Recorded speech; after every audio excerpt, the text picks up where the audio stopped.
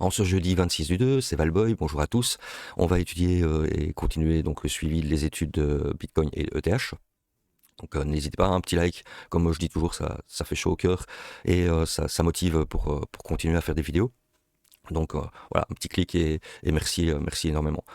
Donc on va aller en daily, et ici en daily on suivait donc cette vague en 3 temps depuis déjà pas mal de temps. Je pense que vous pouvez aller voir les vidéos en arrière pour ceux qui veulent vérifier nos dires. Et donc en fait on analysait donc tout ce range H4. On avait sur cette vague donc en 3 temps des dates importantes qu'on va observer au début mars, donc de fin février à début mars. On a une attention particulière sur cette fractalité du temps. Et ce qu'on peut donc aussi remarquer pour l'instant par Ishimoku, c'est qu'on a encore, malgré le beau rebond qu'on a eu hier, on a encore les lignes et les équilibres en daily à devoir absorber et à retourner dans l'autre sens. Donc vous voyez, vous avez encore le nuage ici qui n'a pas croisé à la hausse. Vous avez ici donc le croisement du Kinkoyo, c'est-à-dire la Tenkan en rouge qui croise vers le haut par rapport à la Kijun en bleu. Et vous avez ici la Shinku qui est toujours en dessous de ses prix et donc qui n'est pas encore passé au-dessus de ses prix. Donc on a encore tous ces éléments d'Ishimoku qui n'est pas encore dans le bon sens, ce qui invite encore à attendre, à la prudence pour les investisseurs. Après pour les traders, il y avait le range à travailler. Et ça, on avait vu, et on va les décortiquer un petit peu aussi après, à quoi il fallait prêter attention et les cibles qui pouvaient potentiellement faire réagir le prix.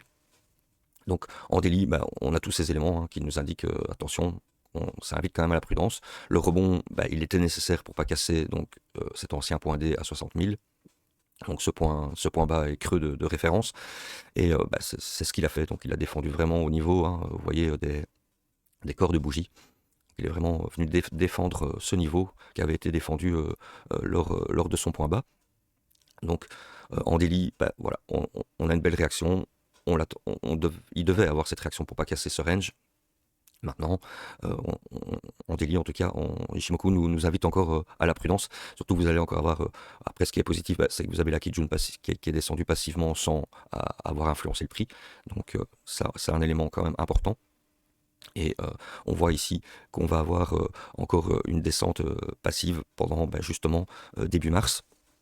Donc il faudra voir un peu la réaction si le prix va se maintenir maintenant au niveau de la Tenkan Daily. Et ça va être sympa s'il garde pendant un petit temps cette absorption au niveau de la bougie qu'il a fait d'hier.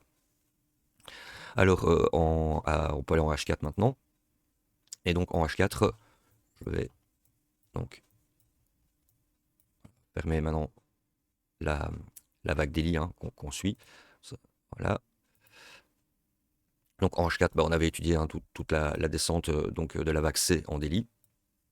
Oui, ça, on va pas refaire tout le film, mais voilà, on étudiait donc tout ce range H4 avec un prix centré. Et ce qui est intéressant sur le prix centré, celle-là je vais la couper, voilà. Et donc on avait un prix centré à ce niveau-ci. On avait donc étudié depuis pas mal de temps, qui était la bougie de contact, le croisement du Kinkoyo, et donc on avait notre centré, donc le prix de marché, sur le range, et vous avez vu hier, il est venu parfaitement s'arrêter au prix centré H4 de ce range. C'est quand même un élément important, car depuis un petit temps on avait dit que l'idéal ce serait qu'il travaille le haut de range, pour alors à ce moment-là déjà avoir une meilleure amélioration. Donc ça c'est quand même un point de repère important une fois qu'il pourrait venir travailler au-dessus donc de ce prix centré autour des 69 000. Et donc ça, il faudra qu'on voit dans les jours qui arrivent si ici il peut repasser au-dessus et travailler au-dessus. Donc ça c'est quand même important de savoir qui s'est arrêté vraiment à cet endroit-là, ce n'est pas anodin. Voilà ce qu'on pouvait déterminer pour l'instant dans le range H4. Alors ici, je vais faire mes annotations. Ça c'est la vague donc OV2, on appelle ça en Ishimoku. Donc en fait, la V qui a fait réagir ici, donc qui a protégé donc son point D ici. Et on va voir en 40 minutes la vague qui nous déterminait cette V. Mais la V, c'est l'intention donc acheteur de cette dernière vague de hausse qu'on a eu ici dans le range. Donc Si on met notre vague en 3 temps par rapport à cette dernière poussée qu'il y a eu dans le range, on a cette OV2 qui nous conduisait donc à une Y à 71 753, dont on voit maintenant, depuis qu'il a touché ce prix centré, qu'il s'en écarte. Donc peut-être qu'il aurait fait le sommet pour l'instant, potentiel. Et donc ça, c'est quand même intéressant à voir. Si je mets les retracements, donc c'est les lignes de force que vous voyez en blanc ici, ça nous conduirait donc au 28 février. Et ce qui serait intéressant, c'est la zone, par exemple, de la SM à 66 277 qui correspond à la Kijun, donc H4, et qui serait donc dans la bougie d'hier, comme je vous ai montré en daily, un retracement de 50%. Et donc ce serait intéressant que Bitcoin, s'il vient retracer à ce niveau-là, de réagir et de travailler ce niveau pour pouvoir repartir après vers le haut, pour aller retravailler notre range vers le haut. Voilà un peu l'idée, donc de garder au moins la SM, voir la S à 63 871. Si maintenant il vient casser son point C qu'il a fait, ça aurait été un piège, et alors il faudra qu'on remette la vague daily pour voir la continuation vers, on l'avait vu, prochaine cible, c'est les 52 000, 49 000, en cas de cassure maintenant de ce point C, qui est le dernier rempart pour les bulles avant la cassure de ce range. Ce qui est intéressant aussi, c'est que ce retracement de l'OV2 que je vous ai mis ici, son retracement correspond à la date du T2 daily. Donc ça, c'est quand même à noter, c'est quand même intéressant cette confluence de dates autour donc après le week-end donc qui arrive. Donc ça, il faudra qu'on prête attention. Donc vraiment attention encore à ces jours-ci, surtout que vous avez vu ici la Shinku va devoir effacer cette influence baissière qu'on a ici. Vous voyez, elle est ici au-dessus. Donc il y a quand même encore cette baisse où la Shinku, avec son poids, va devoir absorber, effacer, ou au contraire, les vendeurs vont sacrément reprendre la main. Et c'est là où notre vague de retracement est importante pour pouvoir suivre le mouvement. Au plus il va aller vite, au plus c'est pas top. Donc l'idéal, c'est quand même de rester dans ces lignes pendant ces quelques jours-ci, et de venir travailler donc la zone qu'on je venais de vous dire, au niveau de la Kijun H4 en bleu ici. Donc la SM à 66 277, la S à 63 871, ou la Y à 61 197. Maintenant, si il continue à monter et donc faire sa Y, dont il a encore un petit peu le temps, mais on voit qu'il s'en écarte, donc j'ai quand même des sacrés doutes maintenant. Mais ça voudrait dire qu'il repasse au-dessus de sa partie de range, donc la partie haute du range. Et là, alors, ce serait intéressant de voir les réactions au niveau du prix centré. Mais pour l'instant, c'est pas ce que le marché nous dit. Le marché nous dit qu'il est donc bienvenu en résistance sur le prix centré, qu'il est encore en dessous, pour l'instant, la partie basse du range. Donc, voilà, moi, ça m'invite aujourd'hui à surveiller quand même le poids de cette Shinku en H4 sur ces jours-ci, qui correspond donc à ce retracement que je vous ai mis en blanc ici. Alors en 40 minutes, vous voyez, c'était la vague qu'on suivait, donc le range H4, avec son point bas ici à 60 000, et c'était donc la dernière vague de baisse, et qui nous conduisait donc, on avait la N, la V, et on avait dit que s'il faisait la E ou une extension, il cassait le point bas, et là alors il fallait voir la continuation baissière de notre daily. Donc on voit qu'il a parfaitement réagi donc sur la V, et la V, c'est un peu le dernier rempart pour nous dire qu'il revenait retravailler le range H4. Donc voilà, au dernier niveau, il a quand même réagi, et maintenant, comme on dit, il est revenu dans son range, mais il est toujours dans la partie basse du range, donc ça nous invite quand même encore à la prudence, comme on l'a vu dans le daily H4. Donc on voit ici en 40 minutes que la poussée qu'il y a eu ici dans son passé, donc là je suis en 40 minutes, pardon, ne fait pas relancer le prix. Donc on voit qu'il y a quand même un certain essoufflement en 40 minutes.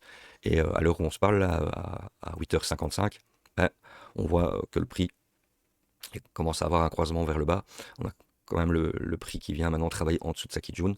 Donc on voit qu'il y a encore un peu de temps, mais qu'il y a quand même un essoufflement qui se fait. Donc ça m'invite aussi à la prudence, où il va arriver bientôt en 40 minutes sur sa ligne de préparation.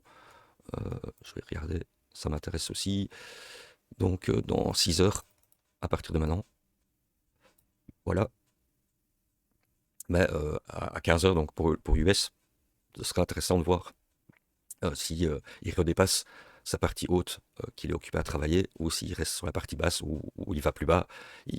Voilà, il pourra aller plus bas, faire un rebond et alors à ce moment-là suivre sa SM, hein, comme je vous disais, ou voir la Y ou la S. Donc là on voit quand même qu'il y a un essoufflement en 40 minutes et bah, c'est ça qui m'invite à me dire qu'il ne passe pas pour l'instant son prix centré, qu'il va falloir quand même être encore vigilant, hein, tous ces jours-ci et de voir s'il va soit retravailler au-dessus ou si au contraire suivre son retracement au plus près et voir s'il s'arrête dans les niveaux qu'on avait vus de la Kijun H4, donc autour des 66 370, ou au contraire il viendrait casser son point C et là ce serait donc comme je vous ai dit le piège où il pourrait alors à ce moment-là visiter plus bas et peut-être recasser son point D qui est absolument maintenant nécessaire à maintenir pour la suite et pour pouvoir rebondir plus haut. Donc voilà, on a le cadre, on sait un peu à quoi on doit prêter attention. On sait qu'on a voilà maintenant encore une attention à devoir observer en daily et en H4 sur l'influence baissière qui est en cours. Malgré le rebond qu'on a eu hier, ben, voilà, ça vous montre un peu que c'est pas mal, mais il n'y a pas voilà, ce travail du haut de range dont il est revenu toucher son prix centré. Alors maintenant sur ETH en daily, ben, on a aussi cette vague donc en 3 temps qui nous amenait, hein, donc on avait vu hein, dans la dernière vidéo, qui nous amenait donc aux mêmes dates, donc autour du 9 mars. Donc même chose que Bitcoin, hein, on attendait un petit peu de voir les réactions entre la NT et la V. Et pour l'instant, ben, on a eu cette réaction.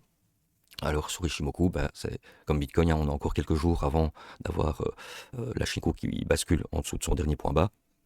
Et même chose, on voit que donc il doit encore faire croiser le Kumo, il y a encore pas mal de lignes qui doivent encore croiser. Alors le rebond d'hier de ETH a été un peu plus fort par rapport à Bitcoin, par rapport à où il se situe. Donc si on regarde un petit peu en H4, je vais fermer la vague des lignes, elle ne me sert pas pour l'instant. En H4, donc notre OV2, hein, comme Bitcoin, hein, avec les derniers acheteurs que nous avons eu ici, on voit qu'il a parfaitement donc suivi sa Y, hein, et dont lui il est venu la toucher à 2101 $, ce que j'avais un peu posté sur X. Donc on a quand même eu une force sur ETH qui est plus forte. Et ici maintenant, ben, l'intérêt c'est de voir voilà aussi la descente, donc la baisse de la Shinku dans son passé, voire maintenant pendant plusieurs jours. Donc on a aussi ce retracement qui nous conduit au 28 mars. Avec la SM à 1973 qui va être très intéressante au niveau maintenant en 4 heures de la Kijun. Donc on a d'ailleurs la S et la SM qui sont proches dans un gros fair value gap. Donc à voir s'il vient travailler donc pour cette date-là pour pouvoir relancer le prix. Et lui par contre, par rapport à mon prix centré, il est revenu au-dessus. Donc là, voilà, ça va être intéressant comme Bitcoin de voir si son retracement qu'on aurait là maintenant vient dans ces zones-là et de vérifier alors en plus petite unité de temps, une fois arrivé dans ces zones-là et dans ces dates-là, ben, si dans le ralentissement qui pourrait s'opérer, ben, voir s'il pourrait repartir à la hausse. Donc maintenant, en fait, l'objectif, c'est d'avoir la Shinku en H4 qui reste au-dessus de ses prix, donc qui ne descend plus en dessous de ses prix, et qui ne viennent pas casser donc ce point C maintenant qu'il vient de faire à 1799 $. Donc on a ces deux éléments quand même importants à maintenir pour les haussiers, pour continuer la suite du mouvement vers la hausse. Voilà, je vous dis au revoir, passez une bonne journée et à très vite, ciao ciao. Voilà, je vous souhaite une bonne journée et à très vite, ciao ciao.